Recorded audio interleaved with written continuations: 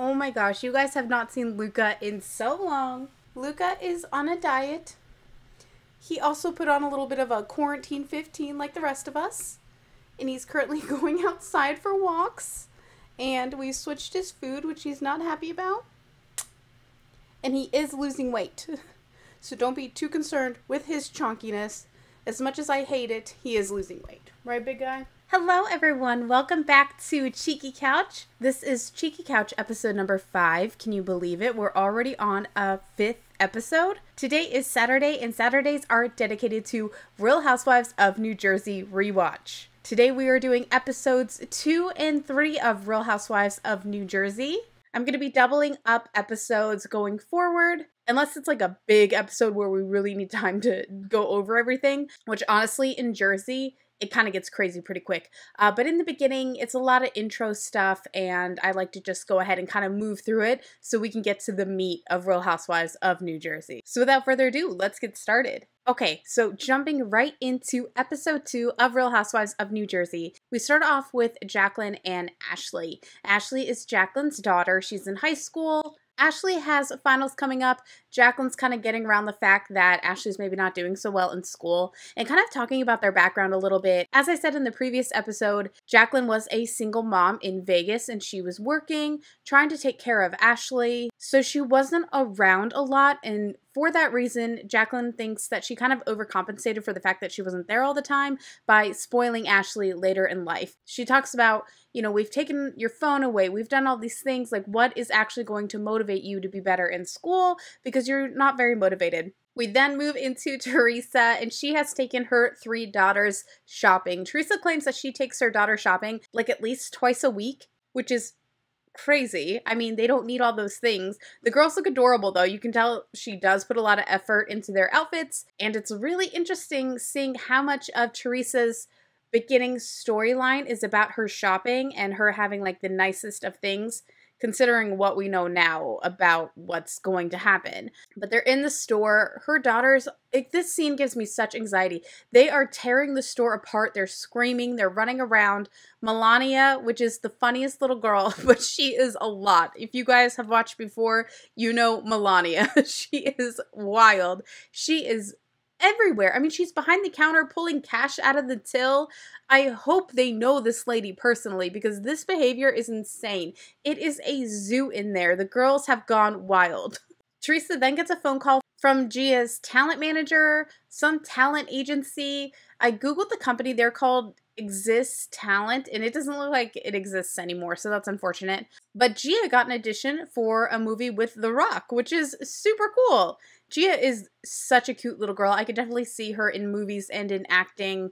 We then move on to Danielle and Jacqueline. They're meeting up for a little lunch date, and Danielle instantly opens up about how she feels so close to Jacqueline, like they were fast friends.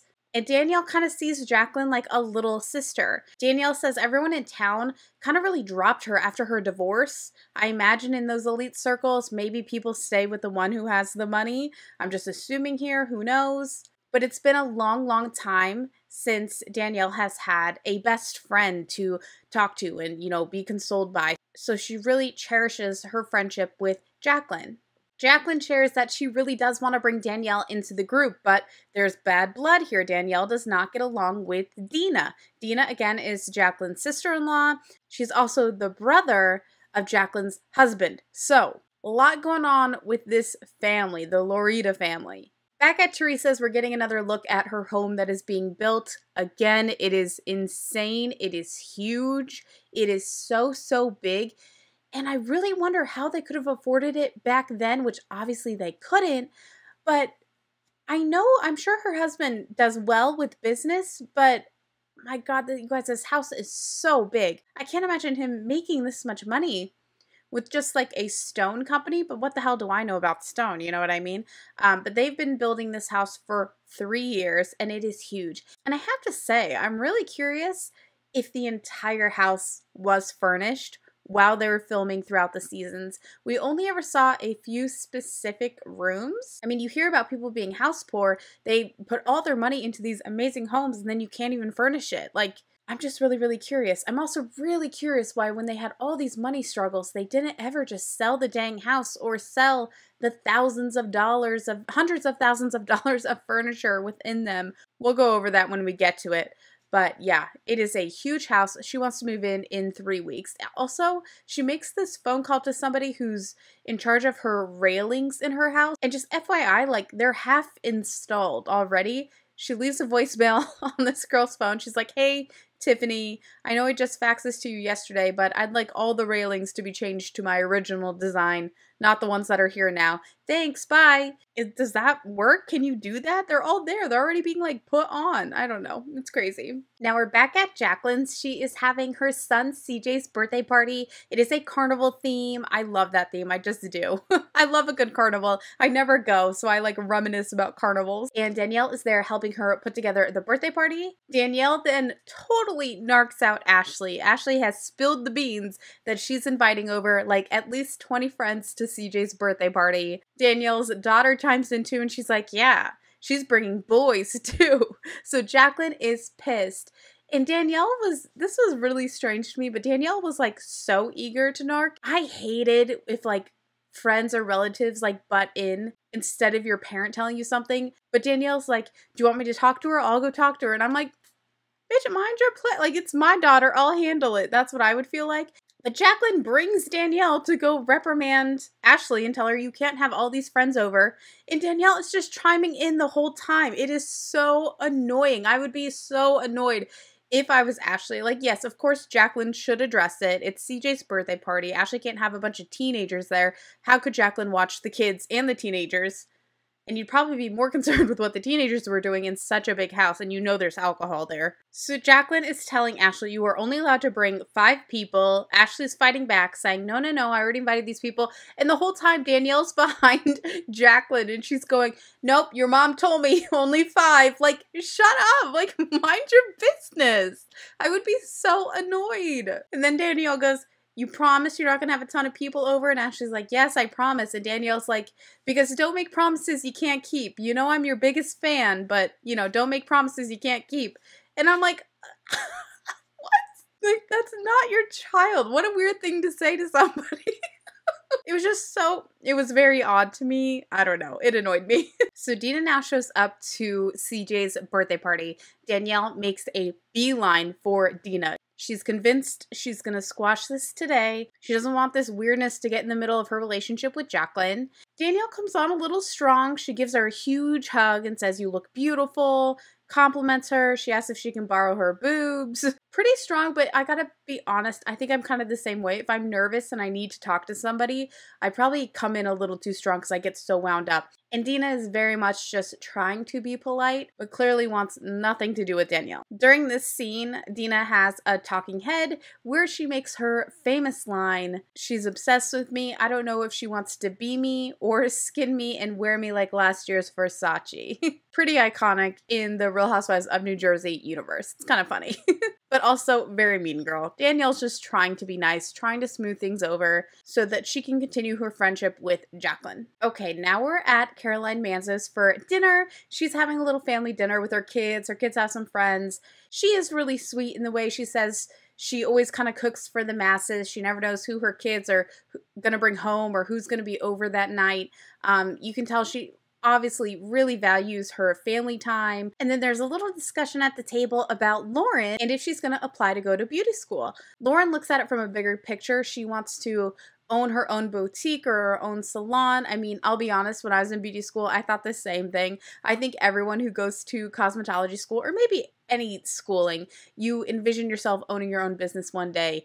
Caroline Manzo's like, hit the brakes, you know, we want you to think big, but you're going to have to work for it. I'm not just going to go and buy you a boutique, which I think she does end up just buying her a boutique, but whatever. And I actually think it's still going on today though. So it was the right decision and clearly it's a success. We are then with Teresa and Gia and they are at an acting coach for Gia to work on her acting, obviously.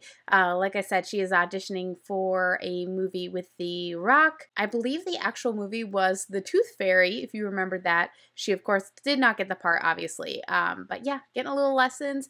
Then we're back at the Manzos. This really bothers me. This is the start of what really bothers me with the Manzo family's interactions with Lauren. This will be a continuous theme. And of course here they're kind of lightly kidding, but her father says, you know, I think she has a lot of common sense, but she's not that smart. And everyone kind of laughs along with it, but they kind of keep going about how much of a ditz she is, and she's just not that intelligent. And this is a reoccurring theme with Lauren. I just feel she's a little picked on. If it's not her intelligence, it's about her weight. It's about her appearance. Like, and I'm sorry, they're not all like supermodels in this family. I mean, they're all fine, decent, normal looking people, including Lauren. Lauren is gorgeous and she is smart. And I just feel like this is just the start of this kind of beating up of Lauren that we tend to see. I don't know if it's because she's the youngest. I don't know if it's because she's the only girl, but it's kind of interesting. Anyway, the dad's going to call up a friend and give her a little tour of this beauty school that she might want to attend. We are now at Danielle's house, and Danielle is talking on the phone to her ex-husband. This moment was really sad to me. I know this is something that a lot of divorcees go through.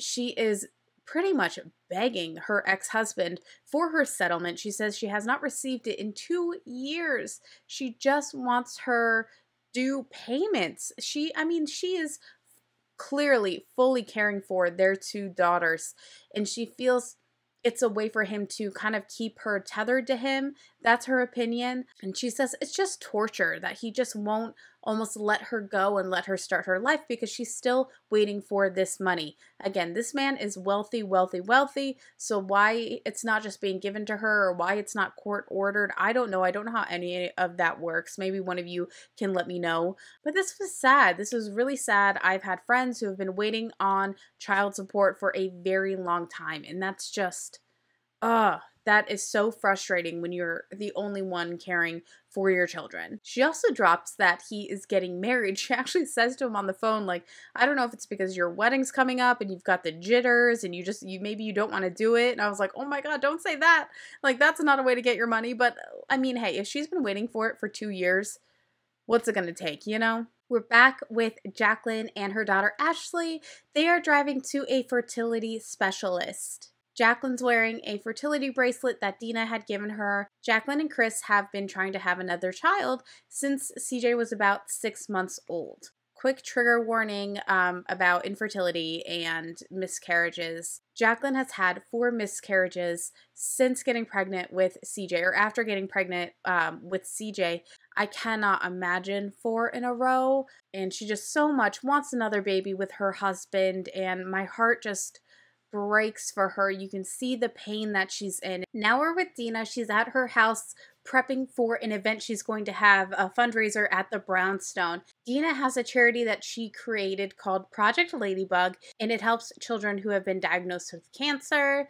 I did check social media and the website. It looks like it hasn't been active since 2016, so that's a bummer. But kudos to her for the work that she has done, and hopefully she can find her way back to it one day, because it looks like they did do a lot. They did a lot of toy drives and benefits for children suffering from cancer, so that is always amazing, and kudos to her. And she's interviewing this young man for the job of her assistant to help with not only charities, but also like random things around the house.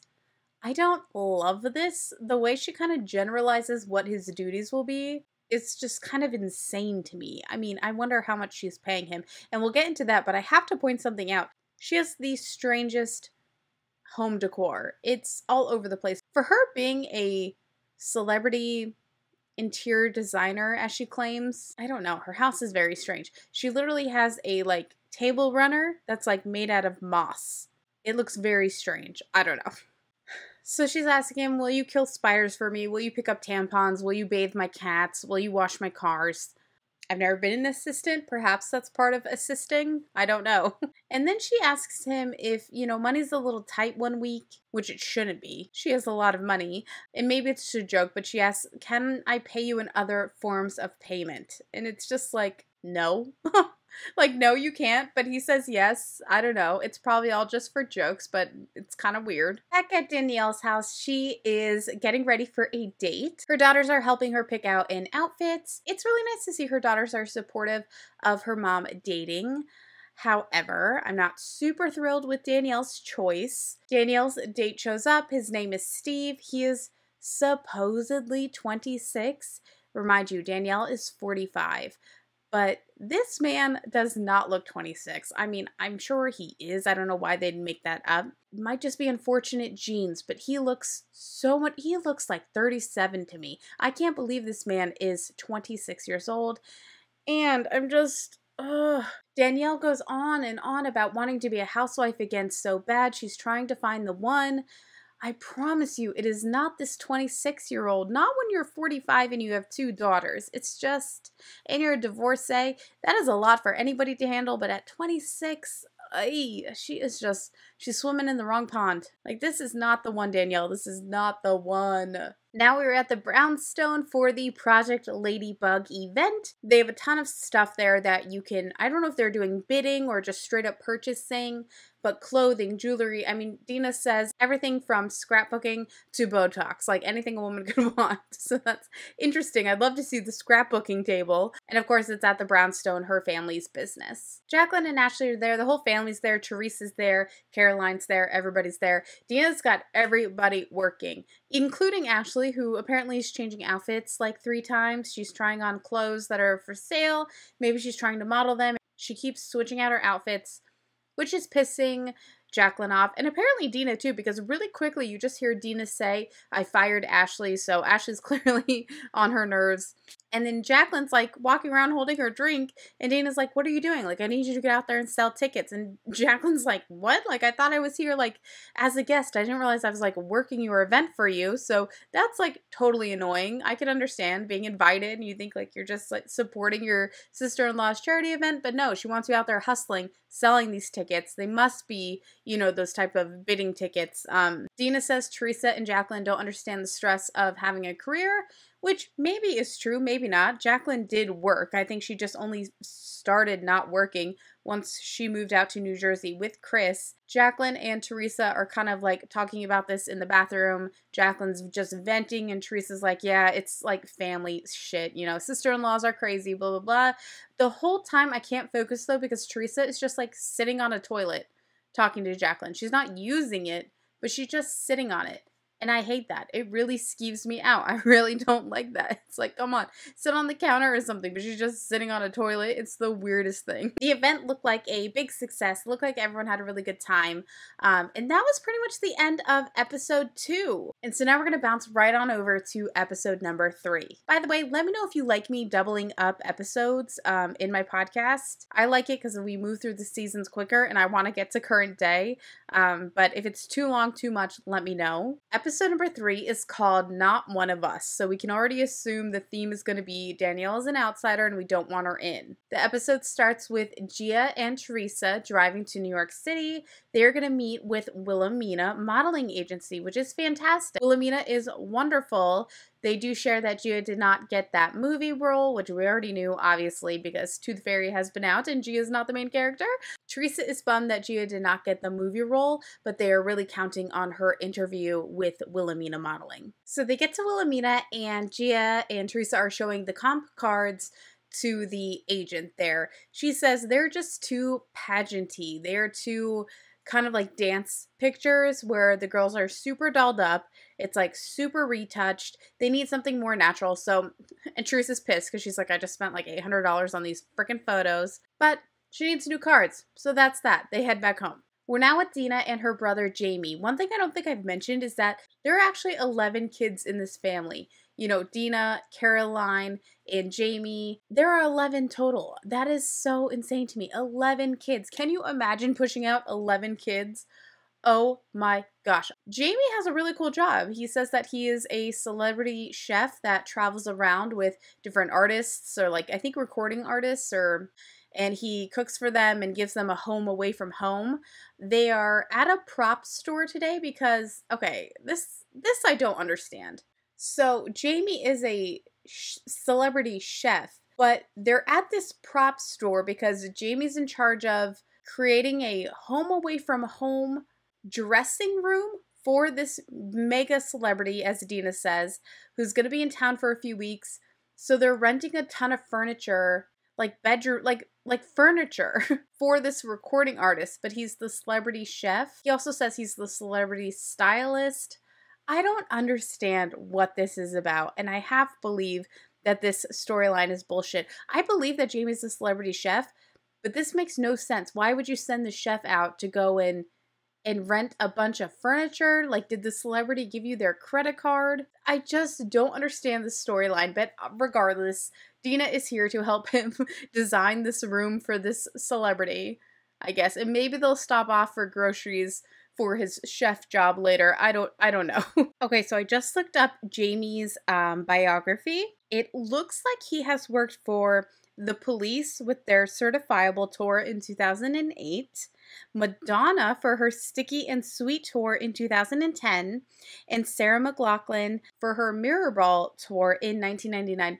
So I'm assuming this was either for the Police or Madonna. I'm almost willing to bet Madonna because he's selecting like really pretty blue furry rugs and like these leather couches and these beautiful lamps. Again, I don't understand why this would be his role as the celebrity chef. Dina's then talking to Jamie about her role as a mother and as a wife. She mentions that in their family, the women were raised, or the girls at the time were raised to be wives. They were raised to be great wives, great mothers, great housekeepers, you know, really, really traditional stuff. I don't think my mom spent one day in my life teaching me how to be a wife. My mom is a businesswoman. She herself even wasn't super traditional. She was busy. She was going to school. She was working. She was learning.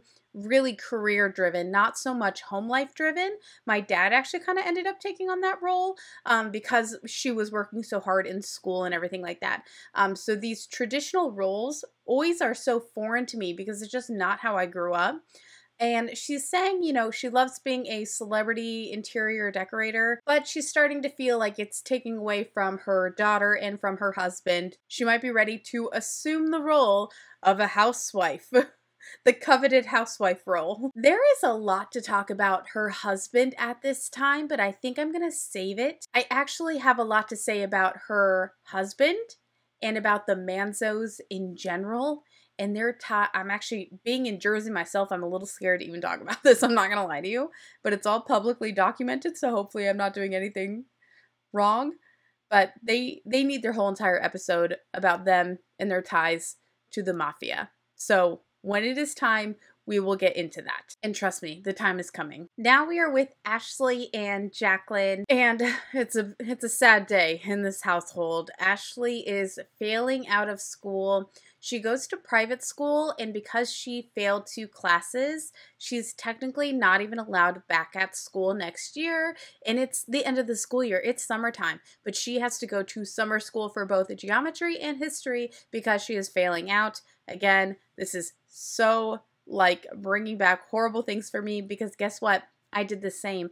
I did summer school, I think like 3 years in a row, like 2 in South Dakota and 1 when I moved to New Jersey. I wish I would have said I am having panic attacks because I don't even think I knew the word panic attack yet. You know what I mean? I didn't know how to explain it, but I would get so worked up and so nervous that I would get dropped off at school and I would literally like wait 5 minutes and I would just walk back home, and I missed so much school. You guys, it's not even funny. I would just go back home because I was so afraid to go into school. I feel for Ashley here. I really do. As much as I shouldn't because, you know, you have to go to school as a kid. But I think that there's a lot going on with Ashley. As I've mentioned, she is a transplant in New Jersey. This is how I felt. New school, and she's going to a private school with like really wealthy kids. I can't imagine what kind of pressure that is. So you're just juggling a lot. You're in this huge Italian family. None of them are your family, and you're kind of the black sheep of the family where everyone's kind of always judging you, talking about how bad you are, and it doesn't make things easy. Not to mention, she clearly doesn't have the best relationship with her mom. I take it they bicker quite a bit, and tensions are running a little high. But regardless, Ashley has to start going to summer school to be able to qualify for the next grade. We're now with Danielle and her daughters, and they are going rock climbing. I love how active Danielle is with her daughters. It seems like she does a lot of healthy activities with them. They go running, they go rock climbing. That's awesome. And Danielle's daughter makes a really sad comment, and this again, we're seeing a pattern where Danielle overshares with her daughters, which is not the best thing to do. Jillian, her daughter, says that sometimes Steve is really mean to her mom, and then sometimes he's really nice, so Steve kind of confuses her, and she's just too young to know that, you know? Danielle, probably not having a big social circle, really relies on her daughters to be her soundboard and to be her ears and help her navigate her relationships, which is just probably not the most appropriate. I'm not saying she's a bad mom or anything like that, but that gets confusing and hard for kids. Next, we see Caroline, Lauren, and Jacqueline. They're at Caroline's house, and Lauren is getting ready to go tour a beauty school, which is awesome for her. She's ready to start her career, but she has some few particular things she's really not interested in performing. Again, this is where we discover another disgusting little nickname for private parts. I would much rather just say vagina. Lauren calls them Chuckies. I hate it. I hate it. It makes me cringe so much more than the actual just word of the body part. I hate it. So she's just saying she really doesn't want to wax any privates. That's not interested in that, which is fair. I understand. I went to beauty school too, and I wouldn't want to do that either personally. It's not that I'm disgusted. It's a tender area. It makes me nervous. Actually, I think I could probably do it. Anyway, so they're going to go tour this beauty school and see if Lauren's really interested. And then Caroline makes a comment and calls Lauren simple-minded, which doesn't always mean stupid, but a lot of times it does. I just feel like it's a repeating pattern we see over and over and over where people really underestimate or talk down to Lauren. They tour the school, they have a great time. Funny enough, I don't believe this is the school that Lauren ends up attending. Now we're back with Teresa and Gia, and they are setting up a photo shoot for Gia to get new comp cards that are a little more natural looking, more what Gia really looks like, and not so overly done. At least that is the intention. But I have to tell you, Teresa shows up with about 10 suitcases and duffel bags, all these matching pink and leopard suitcases and duffel bags stuffed to the brim with every accessory, every shoe, every outfit imaginable. She has a duffel bag filled with shoes. I mean, again, these pictures are supposed to be more natural. I don't know why on God's green earth they would bring Gia's entire wardrobe. And honestly, it's probably only a fraction of her wardrobe with the way that Teresa shops. But oh my gosh, I cannot imagine packing all of this. I think maybe 3 outfits tops would have sufficed, but not in Teresa's world. I'm sorry, real quick, I got something wrong. She has 3 duffel bags filled with shoes. 2 duffel bags are filled with hair accessories, and the rest of the 5 are all outfits. I mean, there is at least like 30 outfits on these dressing racks. It's unbelievable. Wilhelmina Modeling loved how Gia walked in because she was natural. She had her natural curls. She had no makeup on. She looked like a child, you know, because she is one. That's what they're looking for. Now, cut to this photo shoot. Once again, Teresa has a glam squad here for Gia. Mind you, they're keeping it more natural, but they're blowing out her hair, flat irons. She's saying she doesn't need makeup, but it sounds like they're going to put a little makeup on. Once again, cut to Teresa saying she's not a stage mom. This is stage mom behavior if I've ever seen one. All right, we're back with Danielle. She has her billiard room in her house fully decked out and filled with all of these spa treatments. She is having a spa party for the girls, and not just spa, like there's like Botox. She has her plastic surgeon there. They're getting Botox, lip fillers, all that type of stuff. And she invited Teresa, Jacqueline, Caroline, and Dina, and they all showed. Danielle's really trying to just clear the air with Dina and just start fresh, have a good relationship. Dina goes because Jacqueline invited her. She says she didn't really want to be there, but she's not trying to fight with Danielle either. So it seems like pretty neutral ground that they can start hopefully building a friendship on. So everyone, well, almost everyone's getting Botox and lip fillers. The only two who didn't was Caroline and Dina. Dina was just chatting, I think, to Teresa and was like, you know, I don't get Botox. I don't do all that stuff. I don't need it. Tommy married me just for my face. And Danielle's talking head. She says that everyone in town knows that Dina gets Botox and lip fillers, and she tells everyone around town that she does these things. And so she's like, be honest about it. Again, just in a talking head. She doesn't say this directly. Danielle is getting her lip fillers done, and it looks super painful. It looks awful. And she's saying how bad it hurts. Dina makes a little slight comment about Danielle, not to Danielle directly, and she says, you know, Danielle's like wailing in pain as the guy's shoving the needle in her lips. And Dina says, I want to do that to her, meaning like, oh, I want to like get a jab in at Danielle. And then they're talking about what the doctor's name is. Someone's like, what's your office called, or what's your name? And he's like, Dr. Manilakakis, I believe is his last name. And Danielle's all numbed up from the Novocaine, and she's like, I can't say that. I could say cock.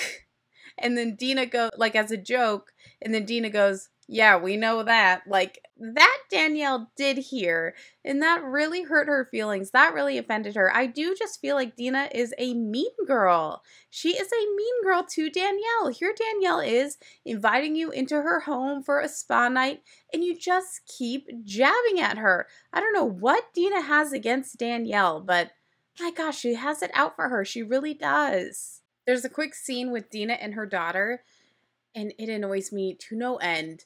Dina's talking about how she has a nanny.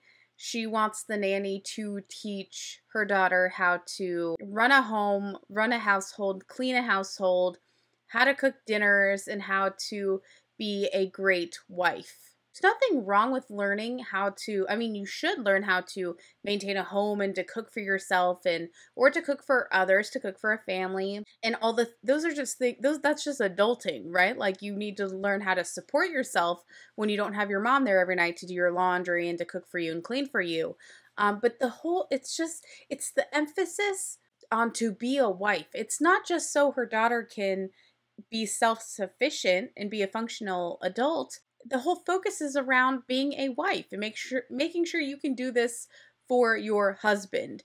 And just to further prove my point, Caroline, her sister, in one of these upcoming episodes, actually it's Lauren. It's Lauren talking about how she was in charge of doing her brothers, like making their beds, cooking for them, doing their laundry, as a prep for her to be a wife one day. The emphasis on like training these young girls to be wives is just so strange. I'm not saying there's anything wrong with being prepared to be a partner, but everyone should be prepared to just to take care of your own things, know what to do in life, whether you're married or not, but B, to make sure that you're an equal partner. Do you want to raise a man child, or do you want to raise an awesome partner for their future partner? Do you know what I'm saying? I just hate this like super old school way of thinking that they're just raising little wives, and at the same rate they're just raising little man children who don't know how to cook or clean or fend for themselves in any way. They're going to rely on a wife to do all that. It just bothers me. I think it's really annoying. Moving on from that, we're back with Danielle and Jacqueline. They're sitting outside Danielle's house, it looks like, and they're enjoying some Mike's Hard Lemonades. I don't think I've had one of those since before I was allowed to drink, to be honest with you. Danielle is planning her birthday. She says she just wants to hop in a limo. She doesn't care where they go. She wants to drink Cristal and just have a good time. And then she goes on to say, but you know who's not invited? Dina. So Danielle's feelings are really hurt from the way the spa party went down. Danielle then makes a comment about Dina's weight, saying she put on about 30 pounds, which, by the way, Dina is tiny, tiny, tiny, tiny, tiny, even if she wasn't. So not okay, especially because she does it in front of her young daughter. Oh my gosh, talking about weight in front of her young daughter. It gives me like, ooh. It makes me cringe so bad, so not cool, no matter how mean Dina's been to you. Danielle then insinuates that Dina doesn't want the smoke because Danielle knows way too much about her, and she says she will be exposed. What could Dina be hiding? I don't know. Fast forward to Jacqueline is at Caroline's house, and this goes back to what annoys me so much about how Ashley is treated. So Jacqueline comes running in dramatically. She's like, oh my God, Caroline, I need help. She's saying, you know, Ashley's turning a corner. She realized she's made some mistakes, and she's just really down on herself right now. She knows she's screwed up and she feels really, really bad. Turns out that Chris, Jacqueline's husband, decided to buy Ashley a car. He thought maybe Ashley needed to build up her self-confidence, so they bought her a car. I don't really understand that. The part that I don't love, I mean, I don't think that's the greatest thing either when she's failing at a school. I don't think that she should get a car just yet. Jacqueline's sitting here kind of like talking about her daughter Ashley. Ashley's cousins are all there. Albie, Chris, and Lauren. They are not that far in age from Ashley, and I just don't think it's appropriate to be talking about Ashley in front of all her cousins who are basically like her peers, you know what I mean? So they all know the gossip on Ashley, and I just feel like if I was in Ashley's place, I would know that the whole family was always talking about me all the time. You know what I mean?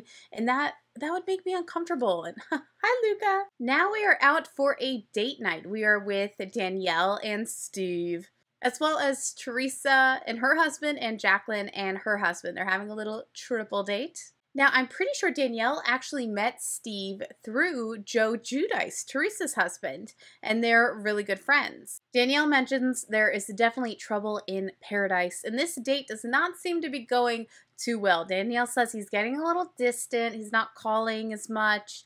Teresa's saying you gotta love her, tell her she's beautiful, and he makes this little comment and he says she knows she's beautiful, she doesn't need me to say it, which is just like, it's in this moment where I do believe he's 26 years old, because that is such a ridiculous thing to think. Like, you can know, everyone likes to hear that they're beautiful. It's just something, when you love somebody, if you're really into them, it's something you want to say. It's not even because they need it, it's just, it's something nice, you know? So I do feel bad for Danielle here, but I mean, when you're 45 dating a 26-year-old, what do you expect? So tensions are thick at dinner. It's uncomfortable.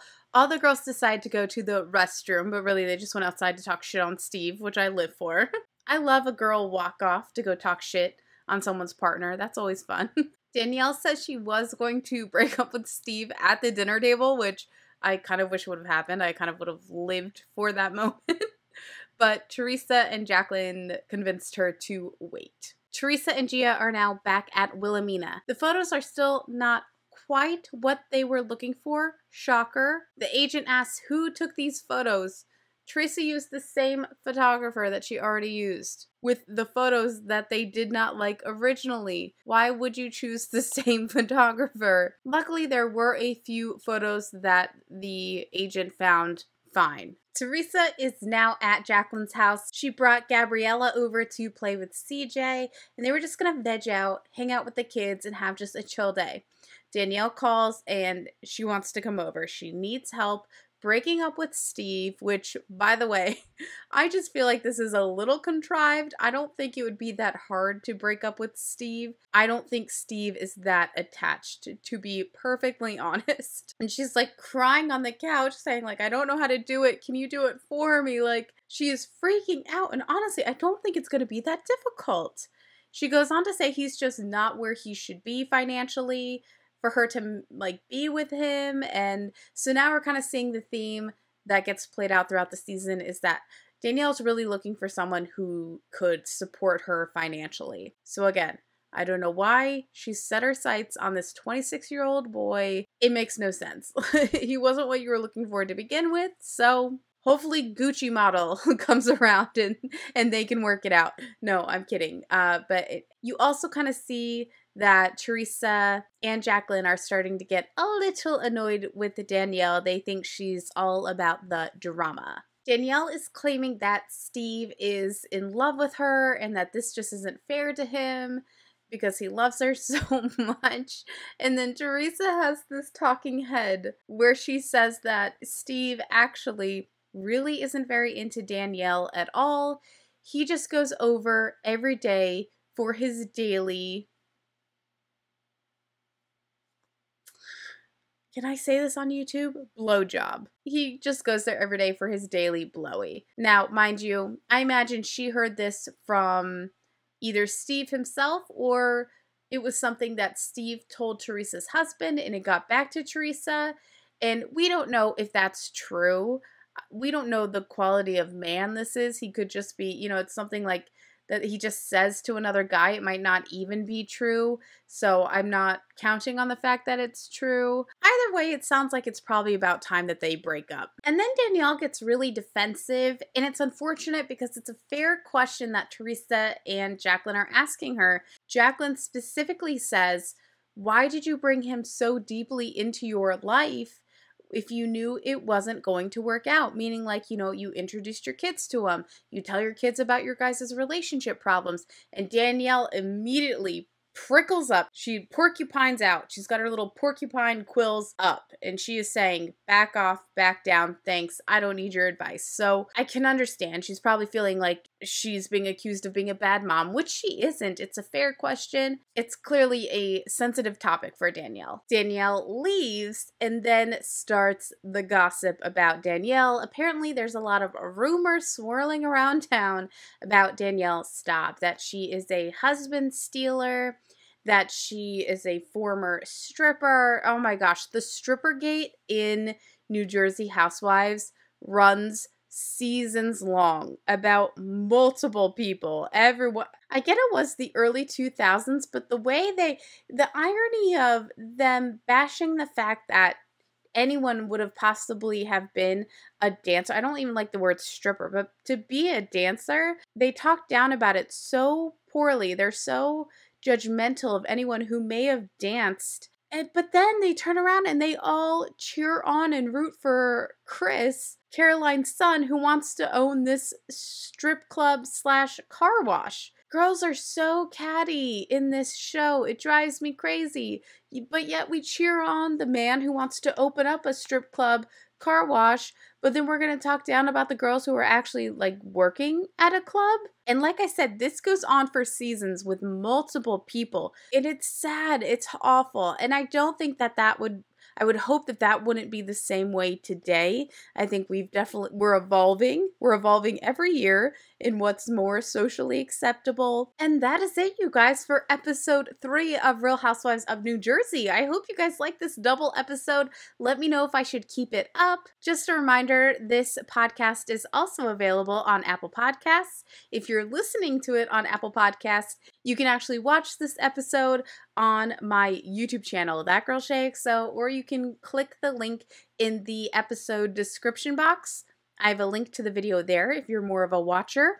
If you need visuals, I hate to ask you guys, but I'm trying to get into the podcast partnership program, and it requires a bunch of downloads and a lot of reviews. So if you guys wouldn't mind reviewing in Apple Podcasts or downloading the episode, I would appreciate that so very much. I will have a link to it down below. Thank you guys for watching today, and I will see you tomorrow for Real Housewives of Orange County. Bye!